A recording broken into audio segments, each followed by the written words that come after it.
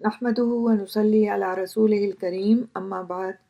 فاعوذ بالله من الشیطان الرجیم بسم اللہ الرحمن الرحیم رب اشرح لي صدری ويسر لي امری واحلل عقدۃ من لسانی یفقهوا قولی رب زدنی علما اللہم صلی وسلم وبارک علی نبینا محمد صلی اللہ علیہ وسلم۔ الحمدللہ ہم اپنی کتاب پیغمبر رحمت صلی اللہ علیہ وسلم کا باب نمبر 5 شروع کر چکے ہیں، جس کا عنوان ہے نبی کریم صلی اللہ علیہ وسلم رحمت للعالمین۔ اس باب میں ہم نے پڑھا کہ رسول اکرم صلی اللہ علیہ وسلم کا مختلف عمر کے لوگوں کے ساتھ مختلف رشتوں کے ساتھ کس طرح کا معاملہ تھا، کس طرح رحمت اور شفقت کے ساتھ آپ صلی اللہ علیہ وسلم ان سے پیش آیا کرتے تھے۔ بچوں کے ساتھ، بوڑھوں کے ساتھ کس طرح آپ بات کرتے تھے، معاملہ فرماتے تھے اور شفقت اور رحمت کے ساتھ معاملہ کرنے کی تلقین فرماتے تھے۔ آج اسی سلسلے کی کچھ اور احادیث اور واقعات کو ہم پڑھیں گے انشاءاللہ۔ بیٹیوں پر شفقت۔ حضرت ابو سعید خدری رضی اللہ تعالیٰ عنہ سے روایت ہے کہ رسول اکرم صلی اللہ علیہ وسلم نے فرمایا، جس شخص کے ہاں 3 بیٹیاں یا 3 بہنیں یا 2 بیٹیاں یا 2 بہنیں ہوں، پھر وہ ان کے بارے میں اللہ تعالیٰ سے ڈرتا رہے اور ان سے حسن سلوک کرے، وہ ضرور جنت میں جائے گا۔ حضرت انس رضی اللہ تعالیٰ عنہ سے منقول ہے کہ رسول اکرم صلی اللہ علیہ وسلم نے فرمایا، جو شخص 2 یا 3 بیٹیوں یا بہنوں کی بخوشی پرورش کرے، حتیٰ کہ وہ شادی یا موت کی وجہ سے جدا ہو جائیں یا وہ شخص مر جائے، تو وہ شخص جنت میں میرے ساتھ اس طرح ہوگا۔ یہ فرماتے ہوئے آپ صلی اللہ علیہ وسلم نے درمیان والی اور ساتھ والی انگلی کو ملا کر دکھایا۔ تو یہ بہت اہم احادیث ہیں، خاص طور سے اس دور کے تعلق سے جس دور میں بیٹیوں کو زندہ درگور کر دیا جاتا تھا اور بہنوں کی کوئی اہمیت نہیں تھی۔ آپ صلی اللہ علیہ وسلم نے ان بشارتوں کے ذریعے سے لوگوں کو اس طرف موٹیویٹ کیا، متوجہ کیا کہ وہ بیٹیوں کے ساتھ اور بہنوں کے ساتھ بہترین معاملہ کرنے والے بنے۔ تو ہمارے لیے اس میں سبق یہ ہے کہ آج ہم کسی کی بیٹیاں ہیں یا کسی کی بہنیں ہیں اور ہمارے ساتھ اچھا معاملہ ہوتا ہے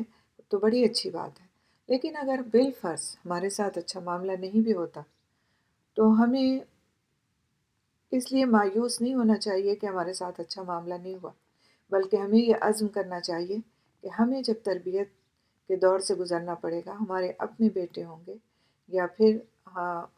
ایسے لوگ ہمارے ساتھ ہوں گے جو بھائی کی شکل میں ہوں گے یا بیٹوں کی شکل میں ہوں گے، یا ہماری بچیاں ہوں گی اور بیٹے بھی ہوں گے اور بیٹیاں بھی، تو پھر ہم کس طرح اپنے بیٹوں کو یہ سکھائیں گے کہ بھائی کی شکل میں تم نے اگر بہن کے ساتھ اچھا سلوک کیا تو تمہارے لیے کیا اجر ہے، کیا بشارت ہے، اگر تم نے بیٹی گھر میں ہے اور اس کے ساتھ اچھا سلوک کیا تو تمہارے لیے اس میں کیا اجر اور کیا بشارت ہے۔ تو اس طرح سے ان رشتوں کی خوبصورتی اپنی جگہ قائم کرنے میں ہم مددگار ہو جائیں گے۔ تو کبھی نہیں سوچنا چاہیے کہ ہمارے ساتھ ایسا معاملہ نہیں ہوا تو پھر ہمیں بھی ضرورت نہیں، بلکہ ہمیشہ اس بات کا عزم کرنا چاہیے کہ اگر ہمارے ساتھ لا علمی کی بنیاد پر یا کسی بھی اور بنیاد پر وہ معاملہ نہیں ہوا جو ہم سے ہمارا دین کہتا ہے، ہمارے دین نے ہمارا حق رکھا ہے، اگر ہم کو وہ حق نہیں ملا تو ہم دوسروں کو بھی نہیں دیں گے، یہ نہیں سوچ ہونی چاہیے، بلکہ اچھی سوچ اور مفید سوچ یہ ہے کہ انسان کے ساتھ اگر کسی بھی موقع پر کوئی بھی اختلفی ہوتی ہے تو وہ اس بات کا عزم کرے کہ جب میرا موقع آئے گا، مجھے تربیت کا موقع ملے گا، وقت آئے گا، تو میں اس سے بہت خوبصورت تربیت کروں گی اور کوشش کروں گی اس بات کی کہ میں اپنے بیٹوں میں اس بات کو پرو دوں کہ تم اچھے بھائی بنو اور پھر جب موقع آئے گا تو تم اچھے باپ بننا، اور اس کی یہ بشارت ہے اور اس کا یہ صلہ ہے اور اس کی اس طرح ہمارے رسول اکرم صلی اللہ علیہ وسلم نے تلقین فرمائی ہے۔ اگلا پوائنٹ ہے یتیم بچوں پر شفقت۔ حضرت ابو ہریرہ رضی اللہ تعالیٰ عنہ سے مروی ہے کہ رسول اکرم صلی اللہ علیہ وسلم نے فرمایا، اپنے رشتہ دار یا اجنبی یتیم کی کفالت کرنے والا جنت میں میرے ساتھ ان 2 انگلیوں کی طرح ہوگا۔ دونوں چیزیں ہیں اس میں، دیکھیے کہ اپنے رشتہ دار یا اجنبی، یتیم تو پھر یتیم ہے نا، چاہے وہ اپنے رشتے میں ہو چاہے وہ اجنبی ہو،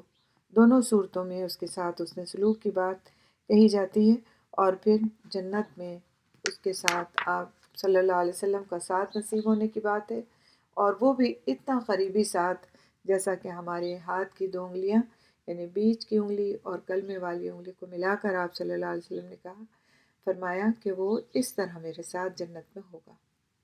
حضرت ابو ہریرہ رضی اللہ تعالیٰ عنہ سے روایت ہے کہ ایک شخص نے رسول اکرم صلی اللہ علیہ وسلم کی خدمت میں اپنی سنگ دلی کی شکایت کی، اس بات کی شکایت کی کہ میرا دل بہت سخت ہے۔ تو آپ صلی اللہ علیہ وسلم نے اس سے فرمایا، تم یتیم بچے کے سر پر ہاتھ پھیرا کرو اور مسکین کو کھانا کھلایا کرو۔ یعنی یہ گویا آپ صلی اللہ علیہ وسلم نے ایک علاج تجویز کیا کہ تم یتیم کے سر پر ہاتھ پھیرو گے تو یقیناً ظاہر ہے جب کوئی شخص کسی کے سر پر ہاتھ پھیرتا ہے تو اس کے معاملات کو جاننے کی بھی اسے فکر ہوتی ہے، اس کی ضروریات کو پورا کرنے کی بھی اسے فکر ہوتی ہے، اور ایک طرح سے وہ اس کے ساتھ انوالو ہو جاتا ہے، اور پھر اس کی بے چارگی اور بے کسی اس کے دل پہ اثر کرتی ہے اور اس کا دل نرم ہو جاتا ہے۔ اسی طرح جب انسان کسی مسکین کو، فقیر کو کھانا کھلاتا ہے تو بھی اس کا دل نرم ہوتا ہے کہ دیکھو اللہ سبحانہ تعالیٰ نے مجھے اتنی نعمتوں سے نوازا اور اس بیچارے کے پاس کھانے کے لیے بھی نہیں ہے، تو اس سے بھی دل نرم ہوتا ہے۔ اور یہ جو سنگ دلی کی شکایت کی ایک شخص نے آ کر کہ اس کا دل سخت ہے اور اس پر اثر نہیں کرتی اچھی باتیں، گویا اس کا مطلب یہی تھا، تو آپ صلی اللہ علیہ وسلم نے اس کا بہترین علاج اس کے لیے تجویز کیا۔ اور یہ اس میں ہم سب کے لیے بھی سبق ہے کہ کسی بھی وقت ہمیں اپنے دل میں وہ کیفیت محسوس ہونے لگے کہ جس کو ہم سنگ دلی کا نام دے سکتے ہیں، کہ قرآن پڑھتے ہوئے، حدیث سنتے ہوئے، اچھی باتوں کو سنتے ہوئے ہمارے پر کوئی اثر ہی نہ ہو رہا ہو، اور بس ہمیں لگتا ہو کہ یہ ایک روٹین کی بات ہے جو ہم سے کہی جاتی ہے، تو اس موقع پر ہمیں فکر کرنی چاہیے اور ہمیں ان کاموں کے اہتمام کی طرف توجہ دینا چاہیے۔ اگلا پوائنٹ ہے خواتین اور ناتواں لوگوں پر شفقت اور رحمت۔ حضرت ابو ہریرہ رضی اللہ تعالیٰ عنہ سے منقول ہے کہ رسول اکرم صلی اللہ علیہ وسلم نے فرمایا، اے اللہ، میں 2 کمزور افراد کے حق کے بارے میں لوگوں کو سخت تنبیہ کرتا ہوں، یتیم اور عورت کے بارے میں۔ یعنی 2 کمزور افراد ہیں یہ معاشرے کے، ایک کون؟ یتیم، اور دوسرا کون؟ عورت۔ یہ دونوں معاشرے کے کمزور افراد ہیں، لہٰذا آپ صلی اللہ علیہ وسلم نے لوگوں کو ان دونوں افراد کے بارے میں نصیحت کی اور سخت نصیحت بھی کی۔ حضرت عمر بن احوص رضی اللہ تعالیٰ عنہ فرماتے ہیں، میں حجۃ الوداع میں رسول اکرم صلی اللہ علیہ وسلم کے ساتھ تھا۔ آپ صلی اللہ علیہ وسلم نے اللہ تعالیٰ کی حمد و ثنا بیان کی، پھر بہت سے پند و نصائح سے نوازا۔ آخر میں آپ صلی اللہ علیہ وسلم نے فرمایا، اے لوگوں، عورتوں کے ساتھ حسن سلوک کی وصیت قبول کرو، کیونکہ وہ تمہارے پاس پابند ہیں، تم اس کے علاوہ ان پر کوئی اختیار نہیں رکھتے۔ حضرت انس رضی اللہ تعالیٰ عنہ نے فرمایا، نبی کریم صلی اللہ علیہ وسلم مدینہ منورہ میں ازواج مطہرات کے گھروں کے علاوہ حضرت ام سلیم کے گھر کے سوا کسی کے گھر میں نہیں جاتے تھے۔ آپ صلی اللہ علیہ وسلم سے پوچھا گیا تو آپ صلی اللہ علیہ وسلم نے فرمایا، مجھے اس پر ترس آتا ہے کہ اس کا بھائی میرے دوش بدوش لڑتا لڑتا شہید ہوا ہے۔ یعنی ام سلیم کے گھر جانے کی آپ صلی اللہ علیہ وسلم نے جو وجہ بتائی وہ یہ تھی کہ ان کے بھائی شہید ہو گئے تھے، اور آپ صلی اللہ علیہ وسلم کو ان پر ترس آتا تھا، رحم آتا تھا، اور یہ سوچ کر آپ ان کے گھر تشریف لے جایا کرتے تھے اور ان کے ساتھ حسن سلوک کا معاملہ فرماتے تھے۔ تو آپ صلی اللہ علیہ وسلم نے سوسائٹی کے ان 2 کمزور طبقوں کی فکر بھی کی اور ان کے ساتھ اچھا معاملہ بھی کیا اور ایک اچھی مثال دوسروں کے لیے چھوڑی۔ اگلا پوائنٹ ہے بیواؤں اور مسکینوں پر رحمت۔ حضرت ابو ہریرہ رضی اللہ تعالیٰ عنہ سے مروی ہے کہ نبی کریم صلی اللہ علیہ وسلم نے فرمایا، بیوہ اور مسکین کے لیے تگ و دو کرنے والا، یعنی محنت کرنے والا، جدوجہد کرنے والا، اللہ سبحانہ تعالیٰ کے راستے میں جہاد کرنے والے کی طرح ہے، یا اس شخص کی طرح جو رات کو قیام کرتا ہے اور دن کو روزہ رکھتا ہے۔ صحیح مسلم کے الفاظ اس طرح ہیں، بیوہ اور مسکین پر خرچ کرنے والا شخص مجاہد فی سبیل اللہ کی طرح ہے، یا اس شخص کی طرح جو قیام اور صیام میں مشغول رہتا ہے، ناغہ اور سستی نہیں کرتا۔ حضرت عبداللہ بن ابی اوفا رضی اللہ تعالیٰ عنہ فرماتے ہیں، رسول اکرم صلی اللہ علیہ وسلم کثرت سے اللہ کا ذکر کیا کرتے تھے، کبھی کوئی لغو اور بیہودہ بات نہیں کرتے تھے، نفل نماز لمبی پڑھا کرتے تھے اور خطبہ مختصر ارشاد فرماتے تھے۔ محتاج یعنی بیوہ اور مسکین کے ساتھ اس کے کام کے لیے جانے میں کوئی عار محسوس نہیں کرتے تھے۔ حضرت عبداللہ بن عمر رضی اللہ تعالیٰ عنہ فرماتے ہیں کہ آپ صلی اللہ علیہ وسلم ممبر پر تشریف فرما ہوتے تو مجھے آپ صلی اللہ علیہ وسلم کا چہرہ انور دیکھ کر بسا اوقات ابو طالب کا یہ شعر یاد آ جاتا، وَأَبْيَضَ يُسْتَسْقَى الْغَمَامُ بِوَجْهِهِ سِمَالُ الْيَتَامَى عِصْمَةٌ لِلْأَرَامِلِ۔ آپ سفید رو ہیں، آپ کے چہرے انور کے ناطے بادلوں سے بارش برستی ہے، آپ یتیموں کی پناہ گاہ ہیں اور بیواؤں کے محافظ ہیں۔ امر واقع بھی یہی کہ جب آپ بارش کی دعا فرماتے تو ابھی ممبر سے اترنے بھی نہ پاتے تھے کہ مدینہ منورہ کے پر نالے بہنے لگتے تھے۔ عربی میں ارملہ اس عورت کو کہا جاتا ہے جس کا خاوند فوت ہو چکا ہو، اور اس مرد کو بھی جس کی بیوی فوت ہو چکی ہو، خواہ وہ فقیر ہوں یا مالدار، ان دونوں میں سے ہر ایک فریق کو ارامل کہا جاتا ہے، لیکن مروجہ محاورے میں یہ لفظ اکثر عورتوں کے لیے ہی خاص ہے۔ اسی لیے امیر المومنین حضرت عمر بن خطاب رضی اللہ تعالیٰ عنہ نے فرمایا تھا، اگر اللہ تعالیٰ نے مجھے مزید زندگی دی تو میں ایسا انتظام کر جاؤں گا کہ عراق کی محتاج بیواؤں کو میرے بعد کسی شخص کی ضرورت نہیں رہے گی۔ مندرجہ بالا احادیث سے واضح ہوا کہ رسول اکرم صلی اللہ علیہ وسلم بیواؤں اور مساکین پر بہت زیادہ شفقت فرماتے تھے، لوگوں کو بھی ان کی طرف متوجہ کرتے تھے اور ان کی ضروریات پوری کرنے کی رغبت دلایا کرتے تھے صلی اللہ علیہ وسلم۔ حضرت ام بجید رضی اللہ تعالیٰ عنہ نے عرض کیا کہ اللہ کے رسول صلی اللہ علیہ وسلم آپ پر خصوصی اے اللہ کے رسول صلی اللہ علیہ وسلم، اللہ تعالیٰ آپ پر خصوصی رحمتیں نازل فرمائے۔ کبھی کبھی کوئی مسکین میرے دروازے پر آ کر کھڑا ہوتا ہے لیکن میرے پاس اسے دینے کے لیے کچھ نہیں ہوتا۔ رسول اکرم صلی اللہ علیہ وسلم نے فرمایا، اگر تیرے پاس کوئی بھی چیز اسے دینے کے لیے نہ ہو سوائے جلے ہوئے گھر کے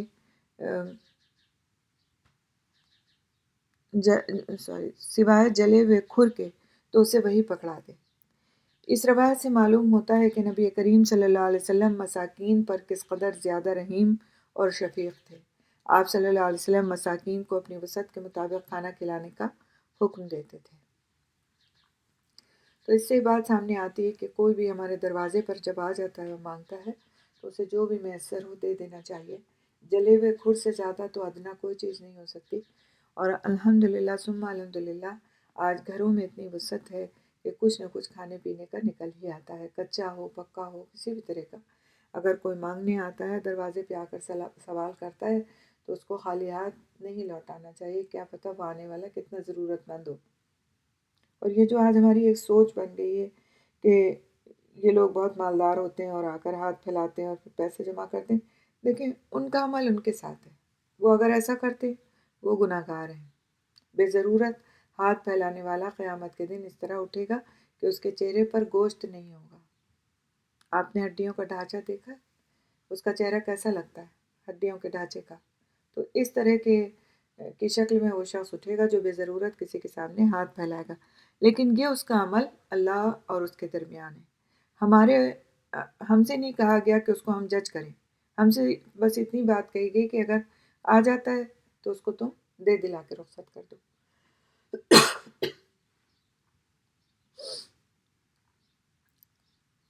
اور اسی طرح سے آپ صلی اللہ علیہ وسلم کے رویے کو بھی بیان کیا گیا کہ آپ صلی اللہ علیہ وسلم خود سماج کے اس کمزور طبقے کے ساتھ کس طرح کا معاملہ فرمایا کرتے تھے، اور پھر